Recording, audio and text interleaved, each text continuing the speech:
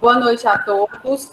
Sou a professora Érica Pires Conde, sou licenciada em Letras, Português, UESP, Direito, Camilo Filho, Pedagogia Unip, mestra em Linguística pela Universidade Federal do Ceará, Educação, Administração e Comunicação pela Universidade de São Marcos.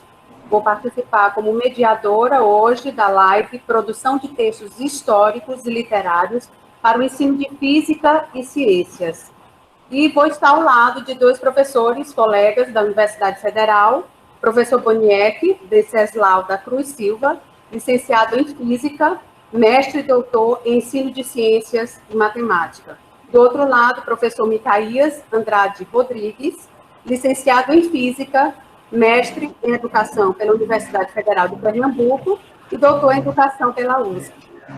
Nossa live vai estar dividida em dois momentos. Primeiro momento, nós vamos ter uma exposição feita por professores. O professor Boniek, que vai iniciar, e o professor Micaías em seguida.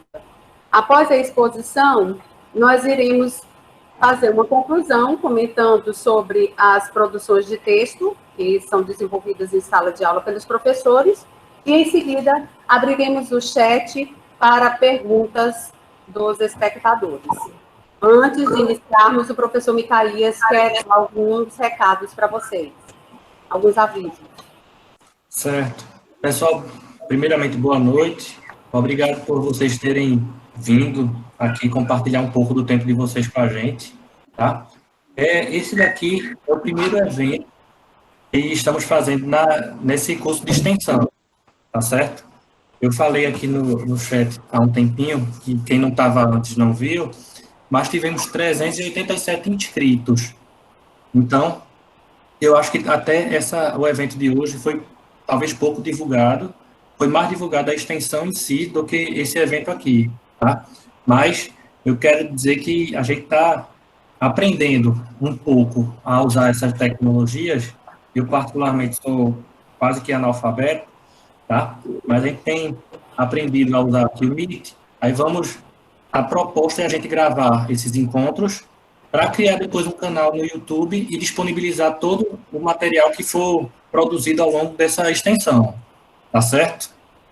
Então, espero que vocês aproveitem e seja um momento interessante para vocês, prestem atenção nas coisas que a gente vai falar, perguntem, porque vocês estão aqui nesse encontro, vocês têm a possibilidade de interagir. Quem for assistir o vídeo depois, não vai ter essa interação, essa possibilidade que vocês têm, tá bom? Então, um bom encontro aqui para todos nós.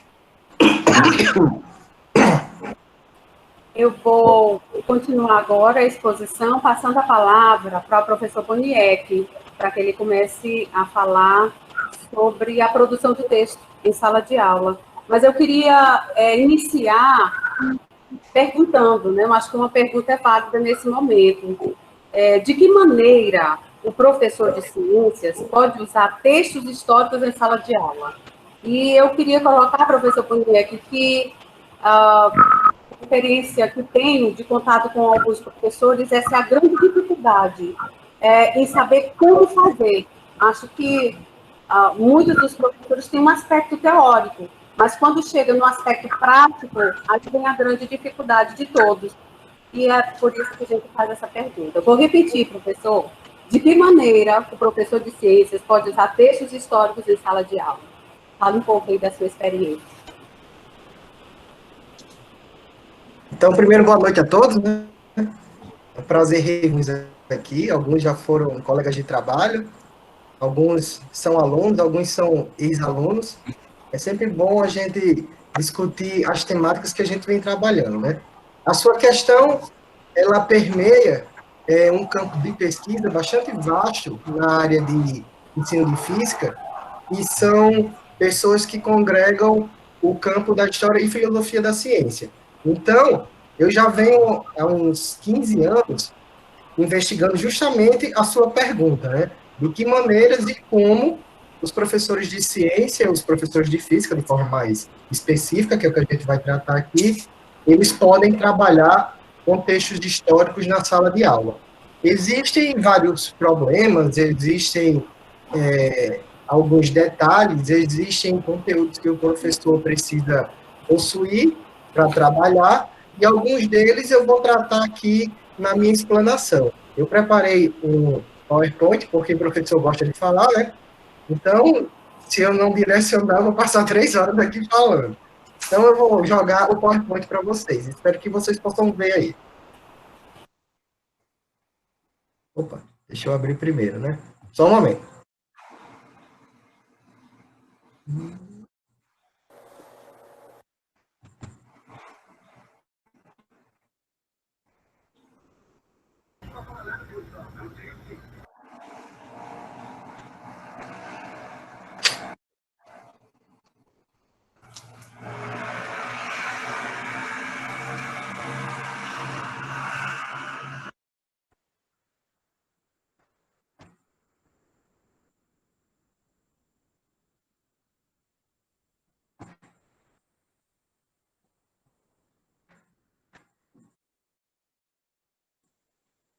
Todos conseguem ver o PowerPoint? Peraí, professor. Ah, tô conseguindo.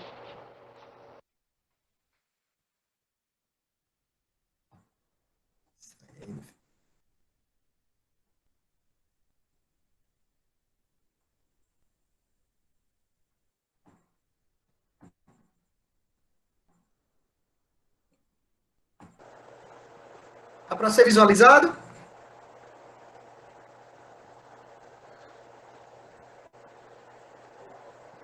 Responda, minha gente, responda. Sim, professor, sim. Tá tudo certo. Tá certinho, né?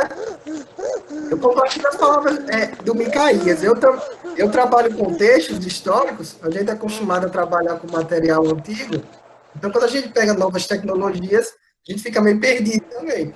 Então tem que ter o feedback de vocês. Qualquer problema, vocês vão me falando aí, tá bom? Então, a explanação que eu vou passar para vocês é sobre o uso de textos históricos na sala de aula de física, né?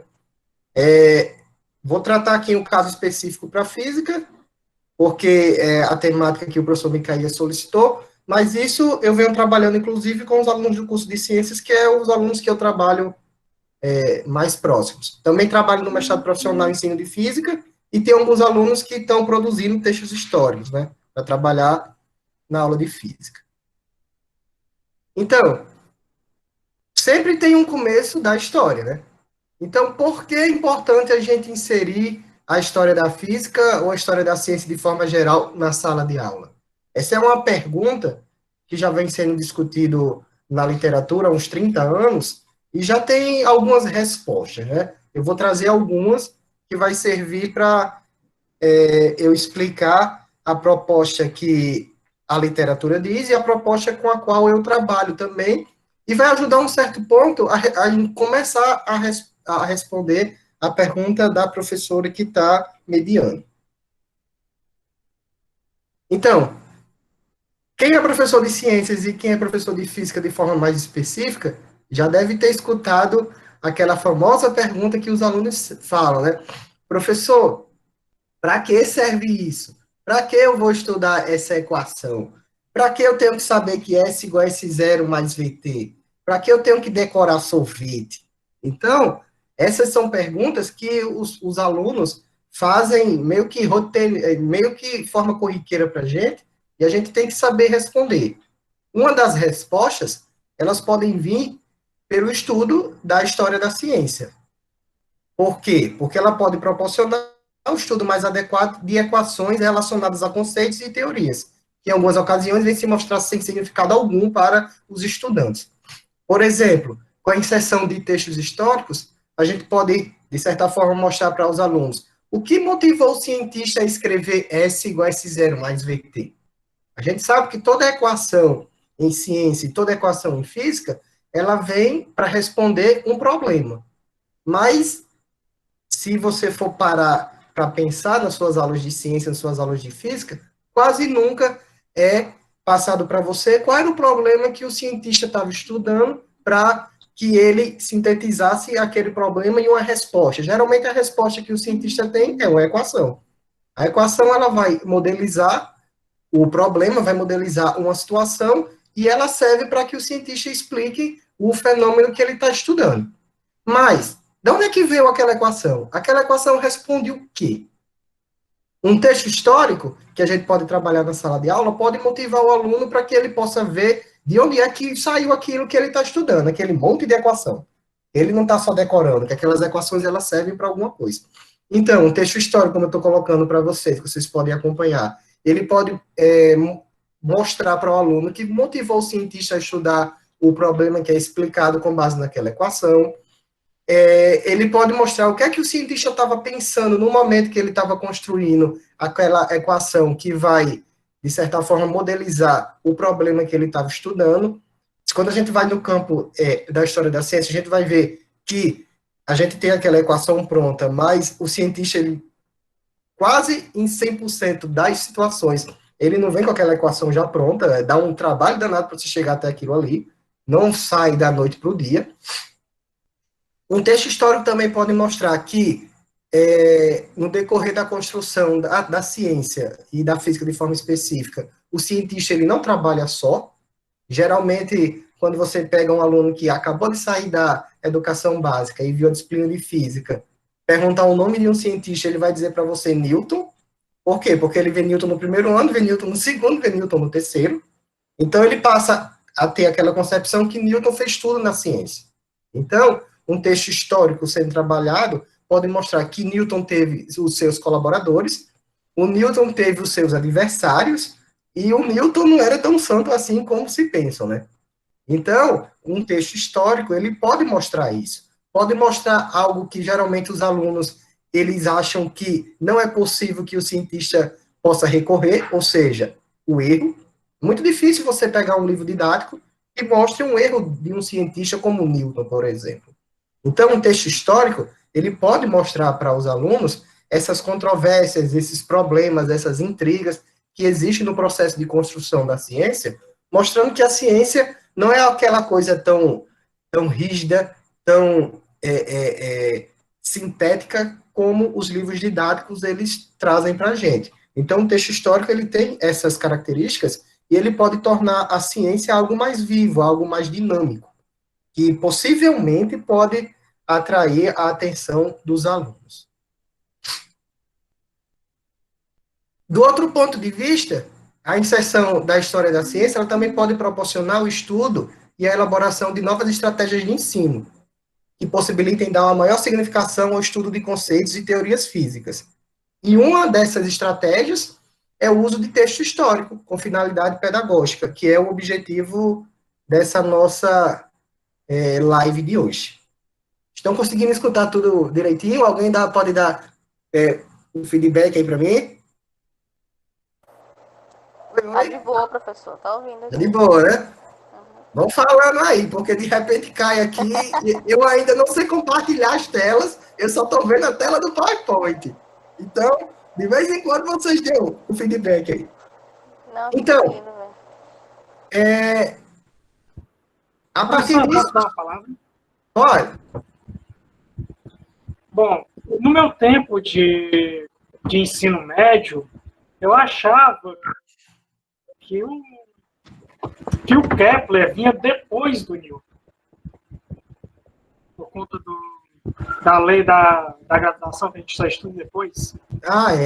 Geralmente, os livros didáticos, eles não seguem de forma cronológica os fatos históricos, não. Isso é muito normal mesmo.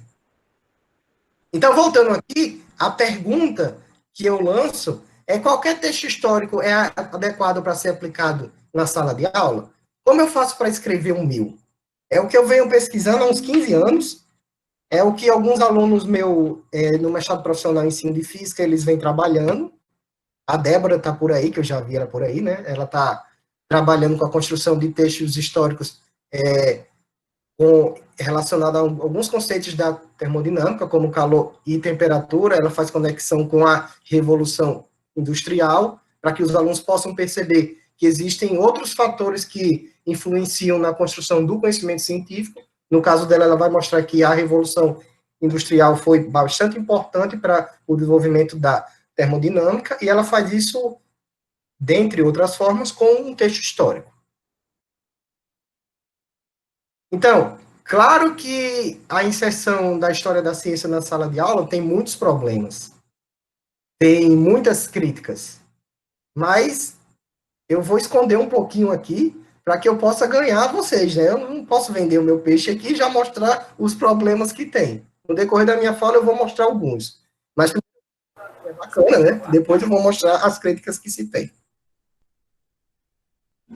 Por exemplo, eu vou trazer um relato aqui de um texto, um pequeno relato de um texto que eu peguei na internet, né? Por exemplo, aqui, se você for procurar textos de história da ciência no Google, vocês vão encontrar uns 300, né? 300 milhões, tem um monte. Então, eu peguei um pequeno relato aqui para a gente ver como, às vezes, a gente é induzido a levar alguns recortes históricos para a sala de aula, e se a gente não tiver uma boa preparação, a gente termina levando alguns textos um pouco duvidosos. No caso, esse aqui, ó, que eu vou ler rapidinho aqui. Ó. Por volta de 1801, uma bela experiência realizada por Thomas Young resolveu a questão favoravelmente a Royles.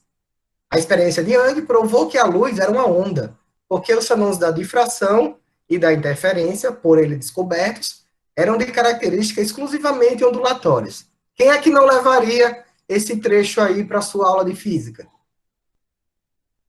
Praticamente todos levariam, né? Parece bem escrito, coerente, essas coisas e tal. Mas eu vou mostrar para vocês que esse pequeno relato, ele tem um monte de erros históricos, tem um monte de erros relacionados ao campo da historiografia da ciência, e tem um monte de erros também. Então, um relato desse pode complicar o aluno e o professor em uma série de fatores, que eu vou mostrar alguns aqui. Por exemplo, primeiro, ele passa uma falsa concepção que a ciência é feita em datas específicas. A gente encontra muito isso aí, né? Às vezes a gente encontra no livro didático que o camarada só falta colocar a hora que determinado cientista descobriu um fenômeno, né? O camarada bota o mês, bota o ano, bota tudo direitinho e passa aquela impressão para o aluno que a ciência é feita por insights, né? Por exemplo, se você pega as leis de Newton, a inércia, que é a primeira lei de Newton, na verdade, a inércia é a última lei que o Newton formulou. O Newton passou quase 30 anos da sua vida estudando o que era a inércia. E, às vezes, a gente quer que o nosso aluno aprenda a inércia em 30 minutos, né? Então, para você ver como é complicado, essas coisas que a gente termina passando sem perceber para os nossos alunos. Ela também descaracteriza todos os estudiosos que passaram anos de sua vida estudando a temática. Se a gente for ver no campo da história da ótica, não foi só o Young que estava pesquisando sobre isso naquele período. Tinha um grupo inglês e um grupo francês, para citar somente dois, que eram enormes, né? Mas, geralmente, os livros didáticos, eles acreditam a descoberta a somente a uma pessoa. Não fala que tem outras pessoas trabalhando também. Passa uma concepção de ciência distorcida, apresentando a necessidade do experimento crucial. Quando a gente vai ver os livros didáticos da física, sempre tem aquela necessidade de ter um experimento para comprovar determinada lei, determinada teoria, né? Tem que ter o experimento. Termina passando a concepção para a gente que para ser uma teoria validada, eu tenho que fazer um experimento. A gente pensa, por exemplo, o campo da astronomia. Como é que o astrônomo faz um experimento? Como é que o astrofísico vai fazer o experimento? Ele não tem como manipular o Sol, a Terra e os planetas. Se a gente for pensar nessa forma, que para ser científico tem que fazer um experimento, a gente tira a astronomia do campo científico, que o experimento do astrônomo é totalmente diferente, né? Que é um experimento manipulável, como a gente vê em outros campos da física. Passa uma visão de ciência distorcida, como eu já falei para vocês, e credencia Thomas Young como o descobridor da difração, que nem foi ele, foi o Grimaldi, que descobriu o fenômeno da difração. Então, vejam, com um pequeno relato, a gente consegue enumerar um número de problemas que um pequeno texto de história da ciência pode passar para os alunos, para um professor que não esteja preparado para trabalhar com a história da ciência de forma adequada. Isso é muito problemático. Mas o que é que eu faço? Então, eu vou desistir? Já que tem tantos problemas para levar a história da física para a sala de aula, para construir um texto histórico? Eu já respondo aqui para vocês, não. Como qualquer ferramenta didática, um texto histórico, ele tem que ser estudado, ele tem que ser pensado e ele tem que ser implementado com muito cuidado, para que a gente possa fazer uma discussão com qualidade e não criar mais problemas para os alunos e criar, de certa forma, criar concepções alternativas, criar dificuldades de aprendizagem com a ferramenta que a gente está levando, e na nossa concepção, ela pode ser inovadora. Toda ferramenta que não é bem pensada, ela perde a sua característica inovadora e ela vai criar mais dificuldades para o professor na aplicação e mais dificuldades para que os alunos possam perceber os conceitos que estão sendo trabalhados nela. Aí, voltando ao texto histórico, eu trago para vocês alguns ganhos que o texto histórico ele pode ter. Por exemplo, o professor que constrói um texto histórico, ele pode levar para os seus alunos textos científicos, ou se não, recortes de textos, por exemplo, do Newton. Um aluno do ensino médio, muito dificilmente ele vai pegar o que é que o Newton realmente escreveu. Pode pegar um trecho de um texto escrito pelo Arquimedes, pelo Einstein. Então, o professor, quando ele vai construir um texto histórico, de característica pedagógica, ele pode estar levando para os alunos recortes de textos originais, para que o aluno ele possa trabalhar com o que realmente o cientista escreveu, que às vezes passa meio desapercebido nos livros didáticos. Um texto histórico ele também pode servir para apresentação de situações, problemas. Por exemplo, qual foi o problema que motivou o Newton a pesquisar a inércia? O que é que o Einstein estava pensando quando ele foi pesquisar sobre a teoria da relatividade? Que problema ele visualizou? Então, um texto histórico pode trazer esses problemas, que são problemas reais que os cientistas eles se debateram nas suas carreiras. E eu vou mostrar para vocês aqui rapidamente que um texto histórico também ele pode servir de momento reflexivo, para que os alunos, dependendo da forma que a gente está construindo o texto, eu vou mostrar para vocês aqui algum recorte de alguns textos históricos que eu já produzi, pode ajudar os alunos a refletir e pode potencializar a aprendizagem dos nossos alunos, porque a gente, com a construção do texto, a gente pode focar nos conceitos de forma mais específica. Por exemplo, aqui, ó, eu trago um recorte de um texto histórico que foi produzido por um ex-aluno meu, que ele trabalhou com astronomia. Ele fez um texto para discutir, na verdade é um conjunto de textos, eu estou pegando só um texto, ele estava discutindo aquela controvérsia existente entre as teorias heliocêntricas e geocêntricas. Esse é o primeiro texto dele, que ele intitulou Ptolomeu e Copérnico, divergências acerca da teoria cosmológica. Então, os textos históricos que eu venho produzindo, eles sempre cheios de imagens, não são muito extensos. Geralmente a gente produz textos com no máximo 4 ou 5 páginas, porque por experiência própria, se a gente levar textos muito extensos para os alunos do ensino médio, eles têm uma forte rejeição, eles não vão ler e dá muito problema. Termina sendo uma ferramenta que não vai ser a mais adequada. E nas minhas pesquisas, eu venho observando que quando a gente constrói textos e a gente coloca alguns recortes dentro do texto de elementos-chave do que a gente quer discutir, o que é que eu estou chamando aqui de elementos-chaves? É os conceitos principais que vão ser discutidos no texto. Por exemplo, esse primeiro texto aqui, ele estava discutindo se a Terra se move ou não. Então, aqui, no decorrer do texto, a gente colocava alguns estudiosos que defendiam que a Terra estava parada, colocava trechos da sua fala, e depois a gente colocava algumas perguntas, alguns questionamentos, como, por exemplo, na figura 1, que poderia potencializar esse processo de reflexão dos alunos para o conceito que a gente está tentando repassar para eles. Aí eu volto para a questão dos problemas. Existem vários problemas quando um professor, digamos assim, destreinado, ele pretende escrever um texto histórico para ser trabalhado na educação básica. Por exemplo, o anacronismo. Aqui eu estou passando para vocês 3 vícios historiográficos, que são vícios que geralmente o professor ou o próprio historiador da ciência mesmo, ele comete quando está escrevendo um texto histórico, certo? O primeiro é chamado de anacronismo. Anacronismo é quando você quer explicar o passado com concepções que a gente tem hoje no presente. Geralmente isso não dá muito certo, não. Então, esse tipo de vício historiográfico a gente chama de anacronismo. É você tentar entender o passado à luz do presente. Geralmente isso não dá certo na produção de um texto histórico e na produção de nada, né? Você pode levar isso para o campo da política, que está muito exacerbado hoje, também não dá muito certo, né?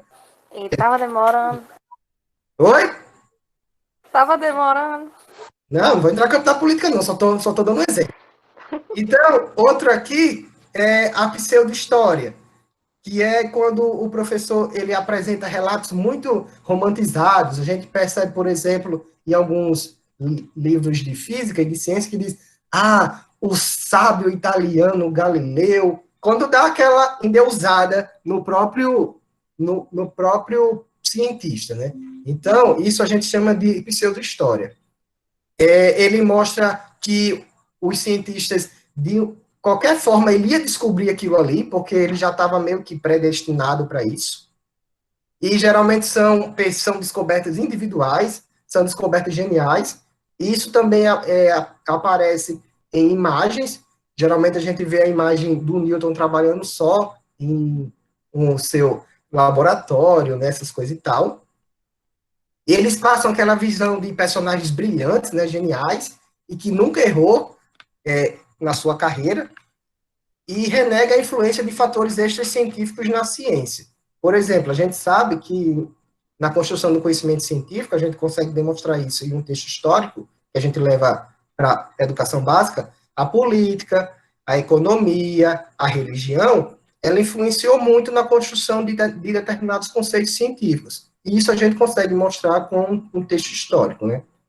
E o último, na verdade existe mais, eu estou mostrando só 3 aqui, para que vocês fiquem com a curiosidade de pesquisar além, a gente chama de quase história, né? Que é quando o professor ou o historiador da ciência, ele faz uma reconstrução dos fatos históricos, posicionando os acontecimentos do passado na cronologia até o presente. É como se você estivesse construindo uma casinha, né? Primeiro o Newton, o Arquimedes colocou o tijolinho, depois veio o Newton colocou outro tijolinho, depois veio o Einstein colocou outro tijolinho. A gente termina passando aquela ideia que a ciência ela é construída de forma linear. E a gente vai ver, quando a gente vai estudar o texto histórico, a gente coloca isso nos textos que a gente também leva para educação básica, que há momentos que a ciência ela tem um momento de rebelião mesmo, de revolução científica, como chama o próprio Thomas Kuhn. Já para encerrando aí, já falei muito, eu questiono, e agora eu tenho que saber tudo isso? Eu venho pesquisando isso há 15 anos, né? Então eu já tenho algum arcabouço teórico sobre isso.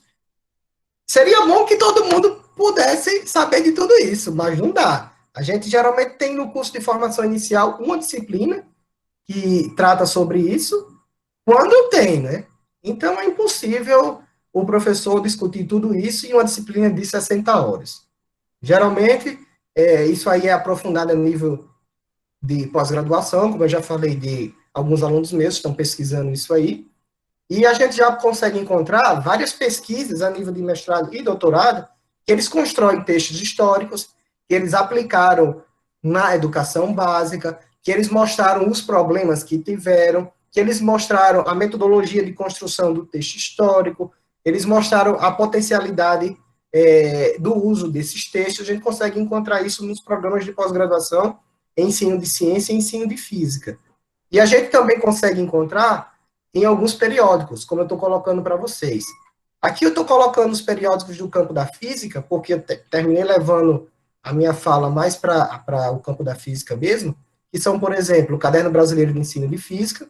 Você encontra vários estudos históricos, vários textos históricos que foram aplicados e discutidos na sala de aula, a Física na Escola e a Revista Brasileira de Ensino de Física também. São 3 revistas especializadas na física que a gente pode encontrar textos históricos produzidos. E é isso.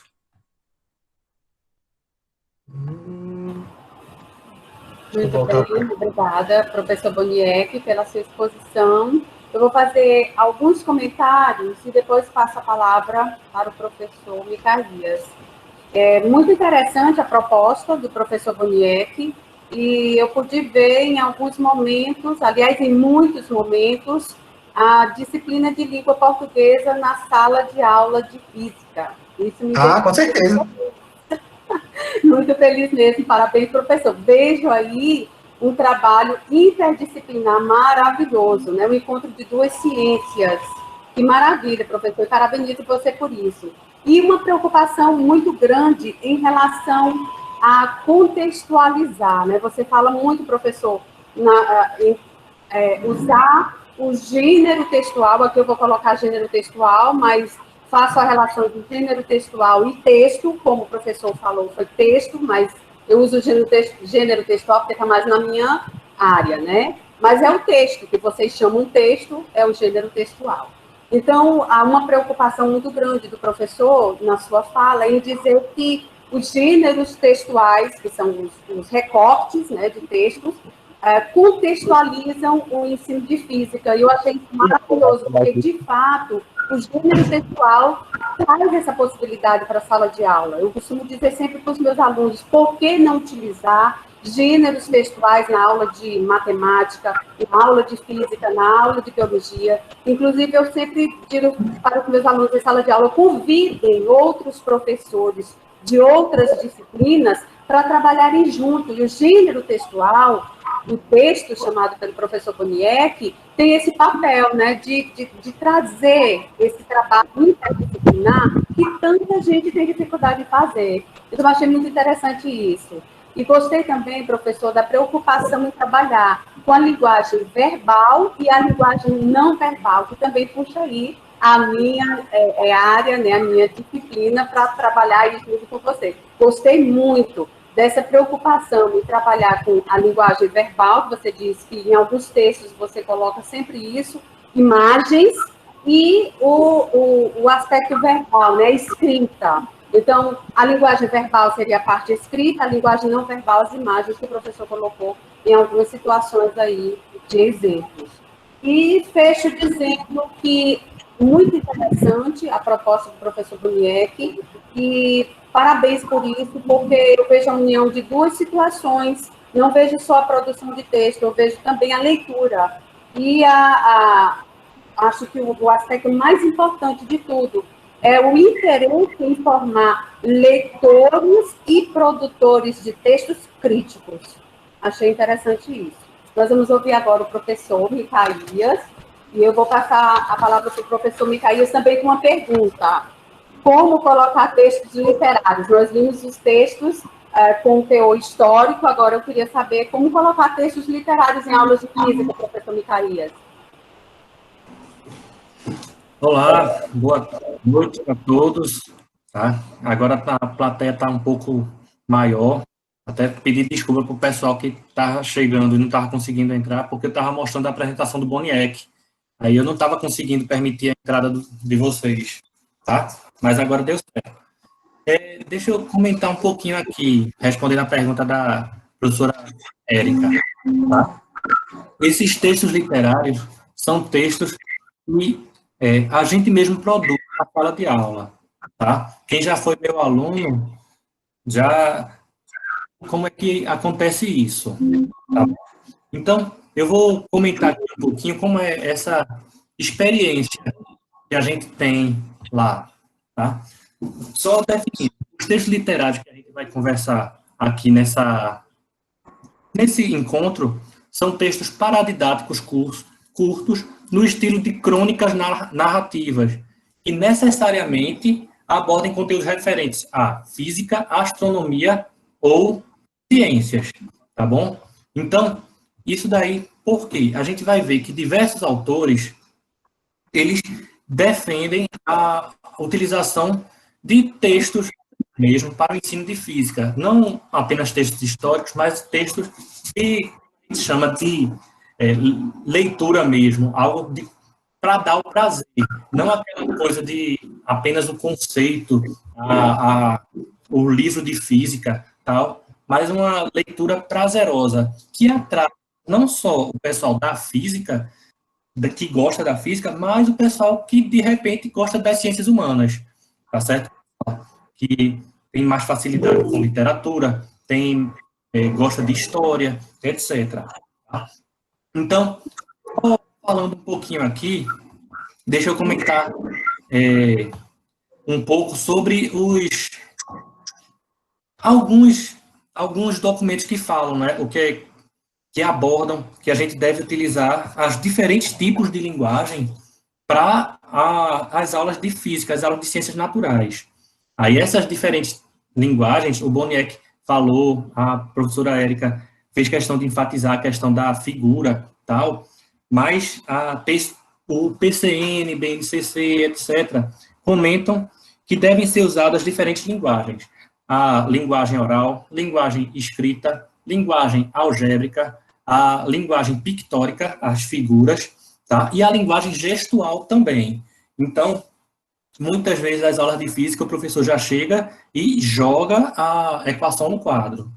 Aí, esse tipo de aula realmente não é atrativa. Por quê? Porque o aluno não consegue visualizar o que ele está estudando no seu dia a dia. Tá? É uma coisa assim, acaba se passando a impressão de que física é matemática. E a gente sabe que física não é matemática. Física é uma ciência que existe para explicar os fenômenos que acontecem à nossa volta. Aí não faz o menor sentido o aluno sair da escola sem saber onde é que está ocorrendo fenômeno físico no contexto que ele vive. Tá? Se a física existe para explicar isso, como é que ele não consegue visualizar? Tá bom? Perguntei para um aluno, na época que eu dava aula na educação básica, onde é que a gente vê física? Aí ele, na escola. Aí, realmente, eu, como professor de física, fiquei frustrado e vi que meu trabalho estava sendo muito ruim. Então, quando a gente fala desse uso de textos, eu vou comentar aqui sobre esses textos aqui, tá? Esses textos que a gente trabalha é uma forma de gerar a contextualização. Mas não é aquela contextualização simplista que ocorre normalmente, não. Que contextualização simplista é essa que eu estou falando? Tá? Eu estou optando aqui por não mostrar os slides para ver se aumenta um pouco mais a interação e eu vejo a reação de vocês também. Tá bom? Estou olhando vocês aqui. Se alguém começar a bocejar, coisa assim, aí eu vou mudar um pouquinho a forma que eu estou falando. Tá bom? Então, a contextualização que eu estou falando deixa eu mostrar uma figurinha aqui para você que ilustra bem isso. Tá? Aqui.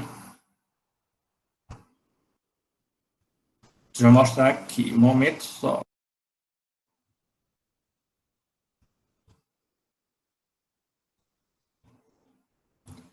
Pronto. Estão conseguindo ver a figura? Olha, essa figura aqui, essa linha A aqui, ela mostra como é a contextualização que ocorre normalmente. Pega a realidade, usa essa contextualização apenas para inserir o assunto e depois deixa de fazer sentido, tá? Mas a contextualização que eu estou falando é uma que sai da realidade, aí passa pela modelização e retorna à realidade. Aí quer dizer o quê? Que o que a pessoa está fazendo, tá? O que a pessoa está fazendo ela está pegando da realidade, aí conversa com o aluno, coloca o conteúdo dentro e depois retorna à realidade, mostrando como aquele conteúdo pode ser aplicável a essa realidade.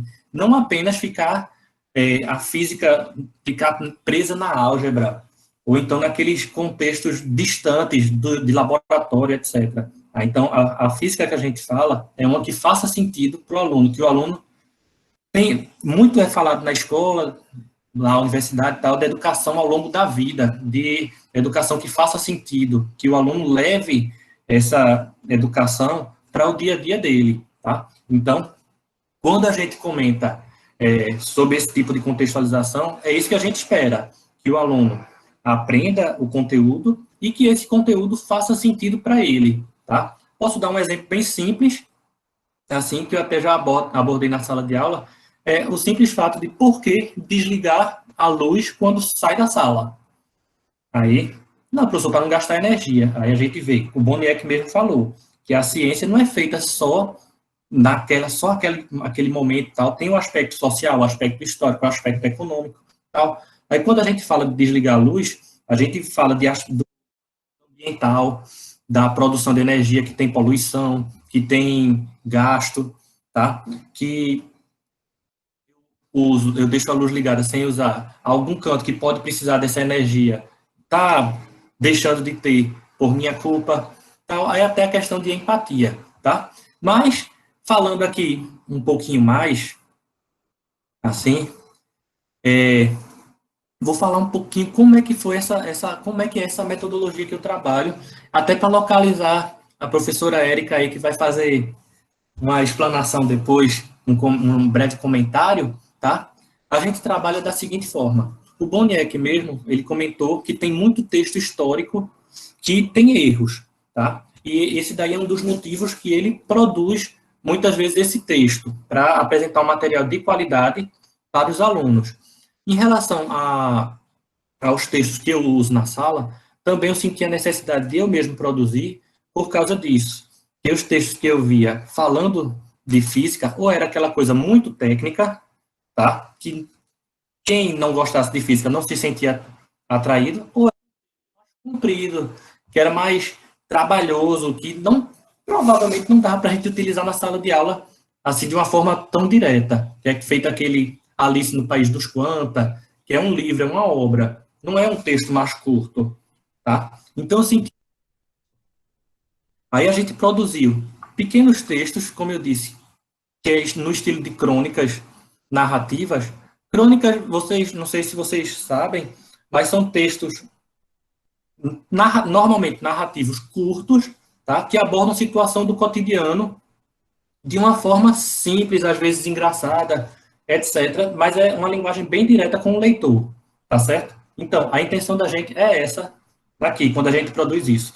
Aí eu produzia uns textos e apresentava para os alunos os textos que necessariamente tinham conteúdo de física e perguntava, tem física nesse texto? Aí os alunos liam o texto e respondiam. Então, será que dá para usar esse texto na sala de aula? O que é melhor para trabalhar nesse texto? O que é que está faltando? A gente usaria em que momento? Para introduzir, para finalizar, tal, e gerava uma pequena reflexão e já criava uma possibilidade de utilização desse material futuramente pelo aluno. Ele viu, esse texto aqui dá para a gente trabalhar para isso, tá? Então, no segundo momento, a gente apresentava para os alunos um texto iniciado, tá? E o aluno muitas vezes dizia, professor, eu não tenho nem ideia, como é que eu vou escrever o meu próprio texto, assim, tá? E deixando claro, né, que meus alunos são da física, não são de letras, não. Eu não penso em fazer alunos, de repente, virar um José Saramago, sei lá, se virar, que legal, parabéns para ele, mas a intenção não é bem essa, não.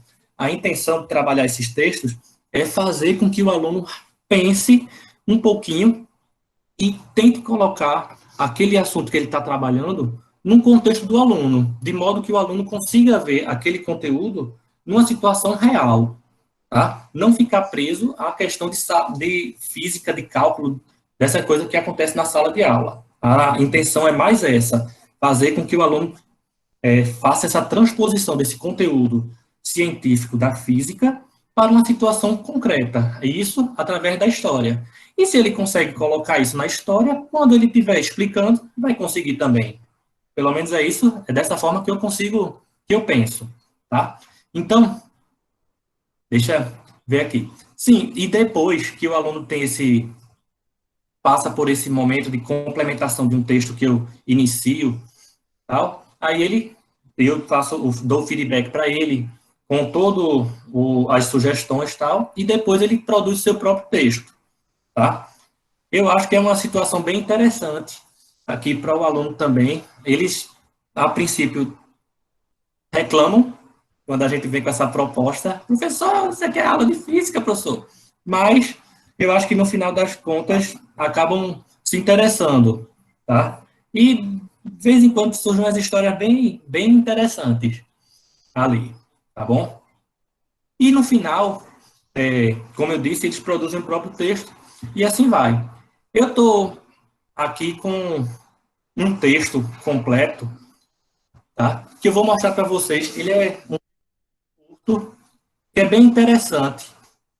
Aqui, já que o Boniek falou de inércia, falou do Newton, e um pouquinho sobre essa questão de inércia, eu vou apresentar um texto sobre inércia aqui, que é bem... Bom, eu acho que é bem legal, tá bom? Aí vocês depois podem fazer os comentários aqui comigo. Deixa eu colocar aqui para apresentar.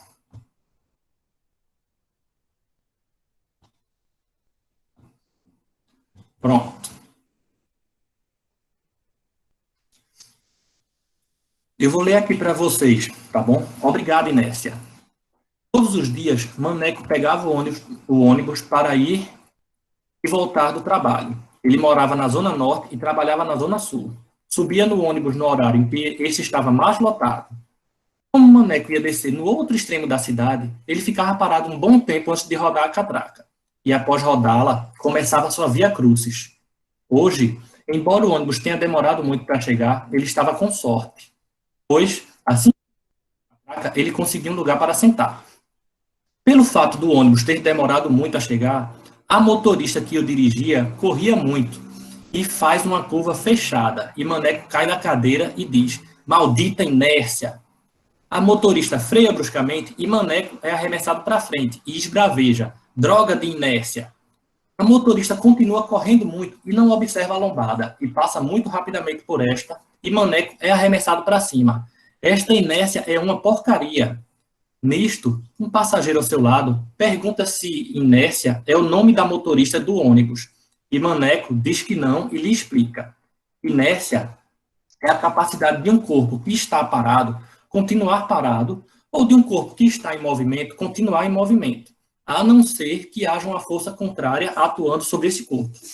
Como assim? Questiona o curioso passageiro. É muito simples, responde impacientemente Maneco. Se tem um objeto parado em um ponto qualquer, se não houver nenhuma força agindo no objeto, ele continuará parado. No nosso caso, aqui no ônibus, como a gente está se movimentando com a mesma velocidade do ônibus, se o ônibus freia bruscamente, nós tendemos a continuar no movimento em que estávamos, sendo jogados para frente. Se faz a curva fechada, nós tenderíamos a continuar em linha reta e somos arremessados para o lado. Se passa rápido na lombada, somos jogados para cima. Se está parado e acelera bruscamente, aí é só o que falta, pensa Maneco. Tenderíamos a ficar parado também e somos jogados para trás. Como é que estamos em movimento? Pergunta novamente o passageiro. Você mesmo estava parado, sentado. Ai, meu Deus, suspira Maneco. Só para deixar claro, se nós não estivéssemos nos movimentando, nós não chegaríamos ao destino final. Pense em quem está fora do ônibus e olha para a gente. A pessoa de fora vai ver que estamos nos movendo, entendeu? Como Maneco estava mal-humorado, antes do passageiro perguntar outra coisa, ele corta logo o papo. Nisto, tem uma parada para descer uma senhora que estava reclamando muito da motorista. Para a surpresa de Maneco, a motorista arranca de vez e uma passageira que estava em pé na sua frente cai sentada no seu colo. Desculpe, fala envergonhada a linda garota. Maneco, que estava olhando a bonita garota há algum tempo, dá um sorriso para ela. Diz que não foi nada, que não era culpa dela e começa a puxar papo. Como a moça era muito bonita, pergunta se ela está bem, se havia se machucado, e cede o lugar para ela. Ela agradece a gentileza e passa o resto da viagem conversando com Maneco. Quando estava se aproximando da parada na qual Maneco desceria, ele pede o telefone da moça, que se chamava Helena, e marca um encontro com ela. Ao descer, para Helena, acena para ela e vai andando. Quando o ônibus se afasta um pouco mais, ele grita, muito feliz, obrigado, Inércia.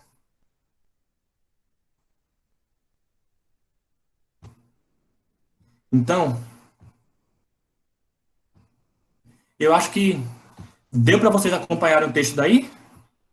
Pronto. Então, é esse texto que a gente tem trabalhado com os alunos, tá? E assim, é interessante. O interessante é que não tem uma temática fixa, tá?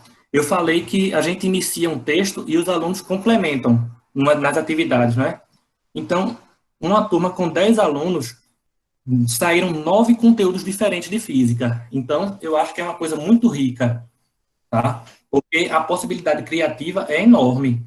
E isso é bem legal nas aulas de física, a gente não ficar preso a ficar dentro da caixinha, tá certo? E assim, e mais agora, tá?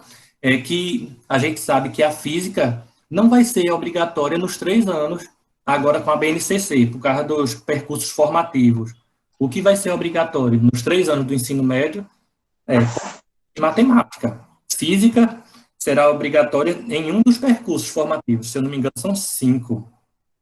A gente tem que trabalhar de uma forma que seja atrativa para o aluno, para que o aluno consiga compreender aquele conteúdo que a gente tem trabalhado na sala de aula. Tá? E assim, dessa forma, eu acho que fica bem mais simples do aluno conseguir levar isso para a vida dele. Tá Professor. Oi, pode falar. Só comigo, eu estou notando ruídos na sua gravação, no seu áudio. Tá tendo problema no áudio? Isso, eu estou escutando alguns ruídos quando o senhor fala. Deu para ouvir não? Tá dando para ouvir não direitinho a minha fala? Não, dá para ouvir. O problema são ruídos, é como se fosse ecos. Ah, tá. É porque eu tô com o quarto fechado aqui por causa das crianças que estão dormindo. Pode ser isso. Tá? Quem é pai sabe como é que funciona isso. Nem me fale. Então, era essa aqui a conversa que eu queria ter com vocês, tá? Mostrando uma outra possibilidade de atuação na sala de aula, tá? Como eu disse, não é a intenção produzir literatas, escritores, mas, assim, é um exercício interessante, principalmente para a questão da contextualização, que é o que a gente pretende fazer quando trabalha isso, tá bom? Então, deixa eu só mostrar aqui, ó, eu posso deixar para vocês uma possibilidade de texto para vocês criarem, só para dar um exemplo, tá bom? Não vou me alongar muito, não, mas eu vou apresentar aqui uma outra possibilidade para vocês, tá?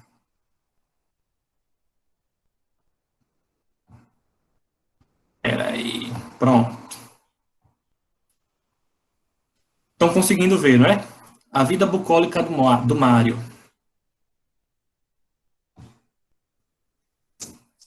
Aí, Mário era um homem extremamente trabalhador. Trabalhava arduamente todos os dias para levar o sustento para sua casa. Depois de alguns anos trabalhando de sol a sol, sem descanso, Mário conseguiu comprar a sua casa no campo. A casa era do jeito que ele queria, em um local plano, com muito verde ao redor e bem próximo de um rio. Ele estava ansioso, pois iria passar o final de semana no seu sítio pela primeira vez, após ele ter feito as reformas e deixado o local mais confortável e seguro para sua família. Porém, antes do final de semana chegar, ocorreu um temporal onde ficava o sítio, e a ponte que ele atravessava para chegar lá foi arrancada. Mário ficou preocupado com sua casa, e, quando o sábado chegou, ele foi para lá, bem cedinho. Ele estava levando algumas ferramentas e mantimentos. Quando chegou perto do rio, viu que as águas não estavam muito altas, mas não dava para passar por dentro dele com o carro. Também não tinha correnteza forte, pois viu várias pessoas atravessando com água pouco acima da cintura. Mas ele estava com um problema. Como fazer para atravessar as ferramentas e os mantimentos?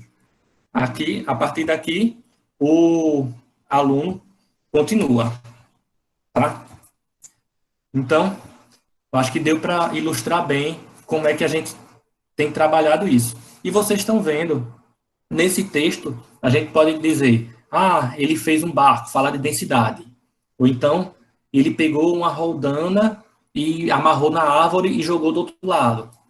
Aí, ou então, fez uma alavanca, ou um escorrego, ou de repente ele fez um lançamento. Tem várias formas de conseguir levar esse material, tá bom? Então, isso daí é um exemplo simples, mas que a gente vê que tem vários percursos que a gente pode fazer para terminar isso, tá bom? Então, só deixando aqui para vocês o meu e-mail, tá? Deixa eu colocar aqui.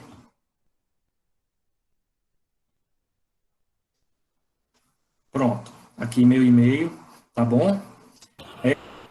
Obrigado.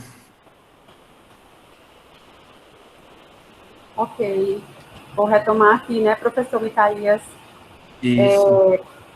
Estou muito feliz em ter ouvido o professor Boniek e o professor Micaías falando da produção de texto em sala de aula. E eu acredito que não é só a produção de texto. Na verdade, a gente tem aí a leitura e a produção de texto. E o mais interessante é nós percebermos a leitura no conjunto que é para ser visto como leitura. É você ver, por exemplo, a decodificação, a compreensão e a interpretação. Eu pude ver isso nas duas exposições nos trabalhos que os professores fazem. Então, a decodificação no momento que o aluno começa a fazer uso do código em si, da língua portuguesa em si, e aí essa decodificação chega ao seu nível máximo quando ele faz a leitura em voz alta, por exemplo. Você vê o trabalho com a compreensão, quer dizer, você lê o texto e você faz faz uma observação, você expõe o que você entendeu do texto, e a compreensão, que é você ser crítico, né? Que é você ir além do texto, que é você trabalhar com a intertextualidade. Então, eu vejo isso no trabalho do professor Boniek e no trabalho do professor Micaías. Além da produção de texto, muito interessante a produção de texto, proposta em sala de aula, a ideia de dar continuidade a textos é maravilhosa, parabéns, professor Micaías, gostei muito da prática, né? Utilizar o gênero textual como uma ferramenta pedagógica, isso é maravilhoso, como eu já falei, o gênero textual abre a possibilidade de nós chamarmos outras ciências, né, para trabalhar em conjunto, e o que a gente deveria ver, por exemplo, com o professor de língua portuguesa, a gente está vendo com o professor de física, né? Mas está vendo, que bom que está acontecendo. Porque eu costumo dizer para os meus alunos isso, vocês, professores de pedagogia, vocês, professores de língua portuguesa, devem convidar os outros professores. E eu estou vendo aqui o professor de física convidando o professor de língua portuguesa para fazer um trabalho conjunto, né? Que interessante. Eu gostaria de dar algumas contribuições em relação a essa produção em sala de aula. Primeiramente, para considerar a teoria baktiana, que são 3 aspectos importantes no que diz respeito à produção de texto. O que é que nós temos que pensar, sendo professores de língua portuguesa ou não, né? Porque nós somos usuários da nossa língua. Então, nós produzimos textos oralizados e textos escritos. Então, como professores de física, também temos que ter em mente essas 3 características trabalhadas por Bakhtin. Primeiro, considerar o conteúdo, que a gente vê aí na fala do professor Micaías, sempre essa ênfase, olha, o conteúdo está aqui, de física está aqui dentro do texto, então considerar o conteúdo. Trabalhar a questão do estilo, que tipo de modalidade de linguagem você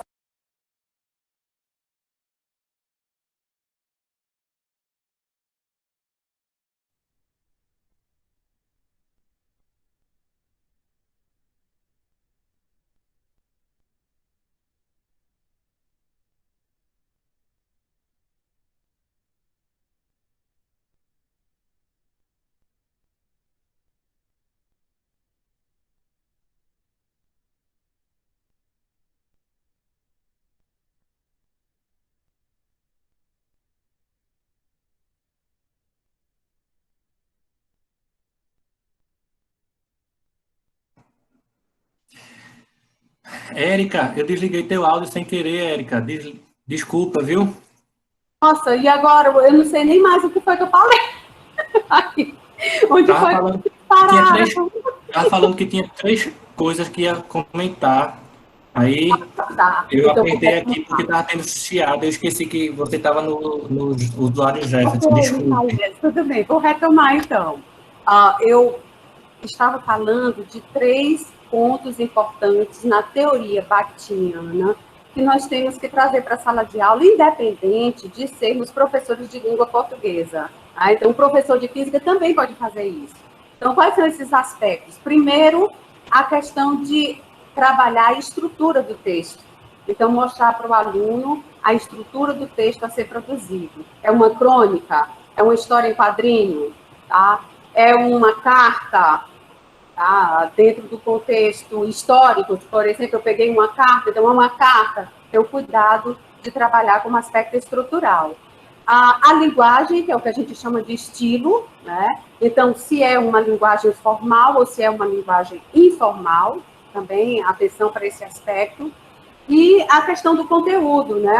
A temática que está sendo trabalhada. Então, mesmo sendo professor de física, que esteja trabalhando com produção de texto, é bom estar atento para esses 3 aspectos que fazem parte da teoria bakhtiniana e que diz respeito a gêneros textuais, quaisquer que sejam. Por outro lado, eu gostaria de chamar a atenção também para como essa prática deve ser feita e desenvolvida na sala de aula.